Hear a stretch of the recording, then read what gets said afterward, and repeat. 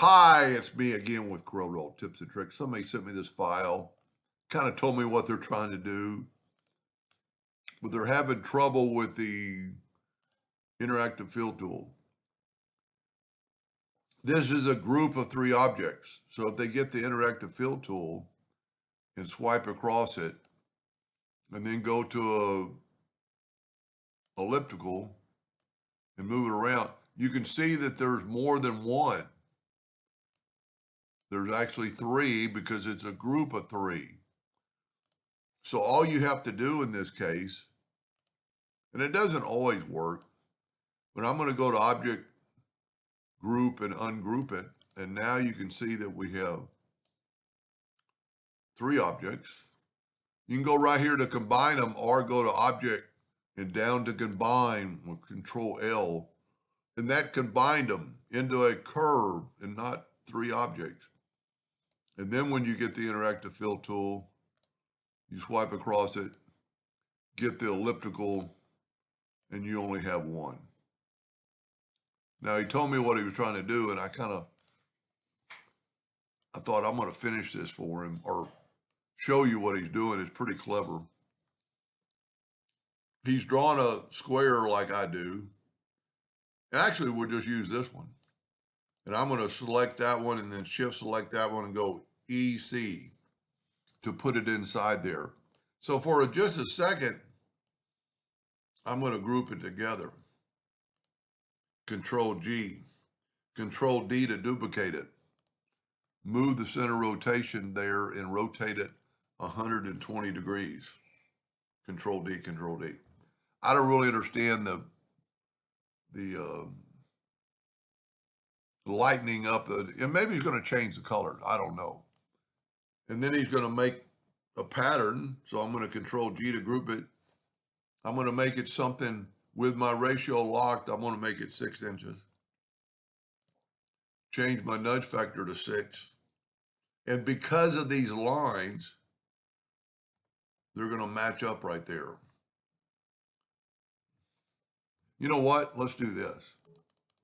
Before we do that, let's ungroup it. And let's move these lines out of the way. Well, I guess I got to ungroup all, but you can't really ungroup the combine. So we're just going to do this and this and this, and then we'll group this together. We'll go ahead and group these together and make them red and then move them back. And I'm not going to group them together because I am. Control G to group them, Control D to duplicate. And what we're going to do in just a second, I'm going to make the plus, you know what, I hit the plus key. I'm going to go ahead and move them down. I didn't group them together, I don't think. So let's group these together, Control G. And like always on a lot of my videos, I go to, if you will grab that line, it'll snap right to that line. And then group these together, Control G, Control D.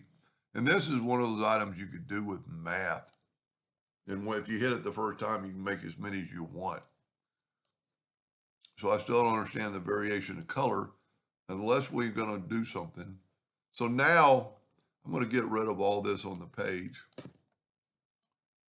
Boy, he was working on something else. I didn't see that. That's pretty cool. I'm going to go ahead and ungroup all. And this might work.